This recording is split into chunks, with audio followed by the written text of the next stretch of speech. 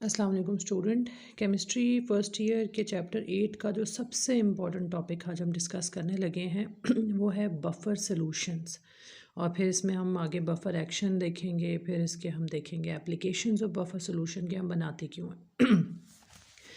Actually buffer solution क्या चीज़ होती है? एक ऐसा सॉल्यूशन जो अपनी पीएच को मेंटेन करता है, which does not change significantly.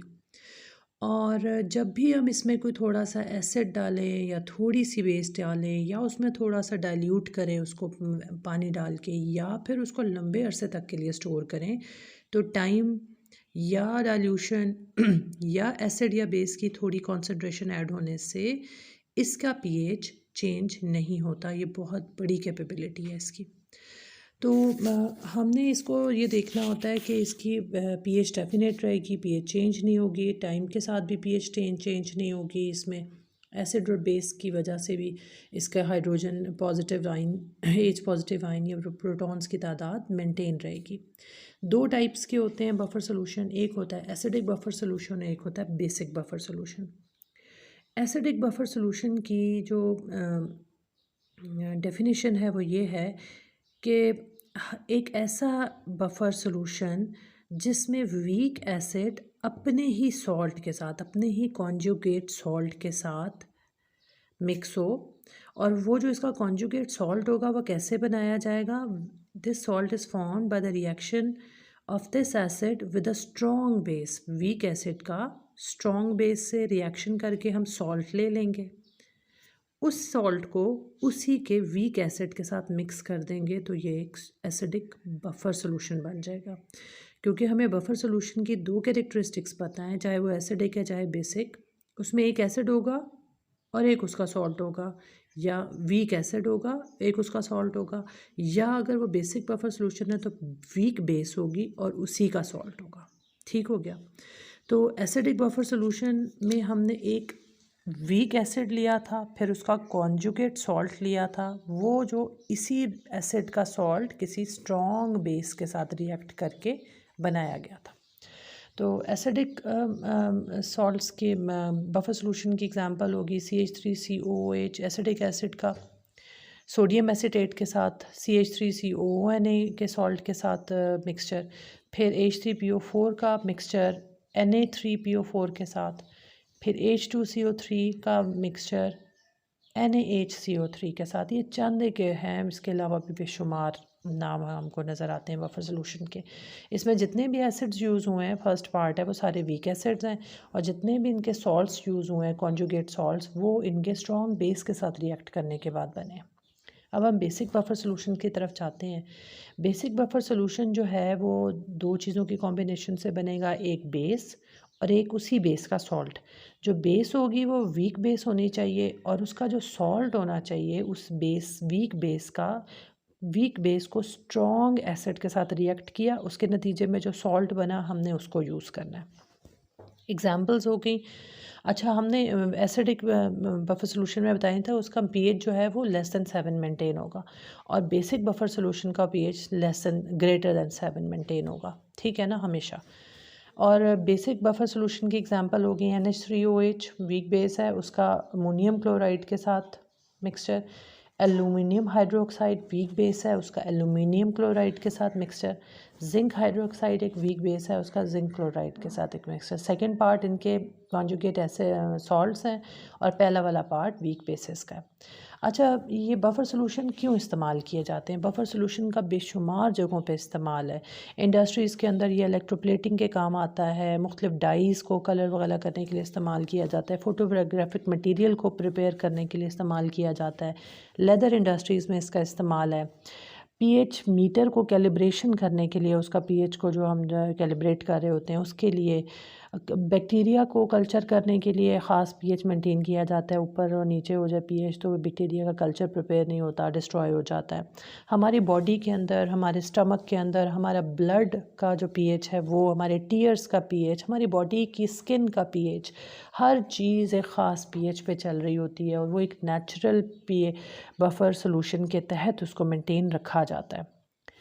ठीक है। फिर डेयरी प्रोडक्ट्स के अंदर, फिर मिल्क और एग के अंदर पीएच जो है वो ख़ास लेवल तक मेंटेन रहता है। ये भी अल्लाह पाक की तरफ से नेचुरली है, और इनको प्रिजर्व करने के लिए भी हमें इनको रखना पड़ता है। इनको मुख्तलिफ़ चीज़ों में यूज़ करने के लिए भी हमें इनका पीएच मेंटेन रखना पड़ता है। फ्रूट्स को प्रिजर्व करने के लिए उनको पीएच मेंटेन करना पड़ता है। शैम्पूज़, क्रीम्स हो जाएँ, सोप्स बनाने के लिए उनका पीएच मटीरियल मेंटेन रखना पड़ता है, just not to damage the skin और द बॉडी। अल्कोहल में बनाने के लिए, फर्मेंटेशन वगैरह के लिए पीएच बनाना पड़ता है। ड्रग्स, इंजेक्शंस, मेडिसिन्स बनाने के लिए पीएच मेंटेन करना पड़ता है। तो ये इसकी डिफरेंट जगहों पे एप्लीकेशंस हो गई। अब अगला हमारा जो टॉपिक है वो है जी इसी का सबसे इम्पॉर्टेंट पार्ट, कि हमने तो बता दिया बफर सोल्यूशन होते क्या हैं, कितने टाइप के होते हैं, उनकी एप्लीकेशंस क्या हैं। तो बफर एक्शन क्या होता है, ये बफर काम कैसे करता है, how it maintains its pH.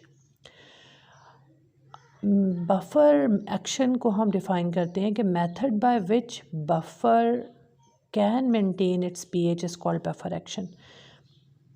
Acidic buffer solution जो हैं वो आयनाइज होते हैं। पहले हम एसिड की एग्जांपल लेते हैं, फिर ब्रीफली बेसिक एग्जांपल भी ले लेंगे। हम उसमें दोनों चीज़ें ऐड करके देखेंगे। इस एसिडिक बफर को लेंगे, फिर उसमें आप एसिड ऐड करेंगे, फिर हम उसमें बेस ऐड करेंगे, फिर हम देखेंगे कि उन्होंने मेंटेन किया होगा अपना पीएच। एक एसिडिक बफर सॉल्यूशन ले लिया, CH3COOH, इसको वाटर में डाल के आयनाइज किया तो हाइड्रोनियम आयन और एसीटेट आयन बन गए। फिर उसके हमने कॉन्जुगेट सॉल्ट ले लिया, सोडियम एसिटेट CH3COONA। जब हमने इसको वाटर में डाल के आयोनाइज किया तो एसीटेट आयन बना और सोडियम पॉजिटिव आयन बना। अब आपको देख रहे हैं कॉमन आयन इफेक्ट हो रहा है। Buffer action actually common ion effect के ऊपर ही काम करता है। ऊपर भी एसीटेट आयन है, नीचे भी एसीटेट आयन है। एसीटेट आयन्स की ज़्यादा मिकदार जो है वो सॉल्ट की तरफ से आएगी, क्योंकि वो कम्प्लीटली आयनाइज हो रहा होता है, वो ज़्यादा आयनाइज होता है as compare to weak acid. अब हम जो ये मिक्सचर है इसके अंदर हम डालते हैं एसिड को। जब हम एसिड इसमें डालेंगे तो एसिड डोनेट करेगा H पॉजिटिव आयन। वो H पॉजिटिव आयन जो पहले से मौजूद एसीटेट आयन है उसके साथ ऐड होके एसिडिक एसिड बना देगा, जो कि पहले ही हमारे सोल्यूशन का हिस्सा है। कोई नई चीज़ तो बन नहीं रही है, तो इसका मतलब है पीएच चेंज नहीं होगा। अभी इसी सोल्यूशन में बेस ऐड करें, जब बेस ऐड होती है तो वो OH नेगेटिव डोनेट करती है, और वो OH जो है हमारे इसके अंदर जो एसिड मौजूद है उसकी बफर सॉल्यूशन के अंदर जो H पॉजिटिव आयन थे एसिड के, उनके साथ ऐड होके वाटर बना देगा। वाटर न्यूट्रल होता है, पीएच उसका 7 होता है, तो ना ये इसके पीएच को मेंटेन रखेगा। अब हम एक एग्जांपल ले लेते हैं एसिड बेसिक बफर सॉल्यूशन की। बेसिक बफर सॉल्यूशन जब आयनाइज होगा तो अमोनियम हाइड्रोक्साइड ले लेते हैं, एक अमोनियम आयन बनेगा और एक OH आयन बनेगा। अमोनियम क्लोराइड उसका कॉन्जुगेट सॉल्ट है, जब वो बनेगा तो फिर अमोनियम आयन बनेगा और क्लोराइड आयन बनेगा। Ammonium ion common ion effect की वजह से मिकदार में ज़्यादा हो गया है। यहाँ फिर हम आपको बता दें कि अमोनियम आयन की ज़्यादा मिकदार जो है उसके सॉल्ट की वजह से, अमोनियम क्लोराइड की वजह से ज़्यादा होगी, क्योंकि वो ज़्यादा डिसोसिएट होता है as compare to ammonium hydroxide. अब हम इसी के अंदर मिक्सचर के अंदर डालते हैं एसिड। हमने एसिड डाला तो उसका H पॉजिटिव जो था OH नेगेटिव ऑफ बेस के साथ मिलके वाटर बना देगा, so no change in pH. अब हम इसके अंदर मज़ीद बेस डालते हैं। जब इसमें हम मज़ीद बेस डालेंगे तो बेस का OH जो है वो अमोनियम आयन के साथ मिलके फिर बेस ही बना देगा, ammonium hydroxide, so there is no change in base. ये सारी बातें जहन में रखने के लिए आपको कुछ पॉइंट्स जहन में रखने होंगे। हमेशा याद रखें कि एक वीक बेस जब अपनी कॉन्जुगेट एसिड के साथ वाटर में मिक्स होती है तो buffer solution, basic buffer solution बनाएगी कॉन्जुगेट सॉल्ट के साथ, सॉरी एसिड के साथ नहीं, कॉन्जुगेट एसिड के साथ, सॉल्ट के साथ बनाएगी।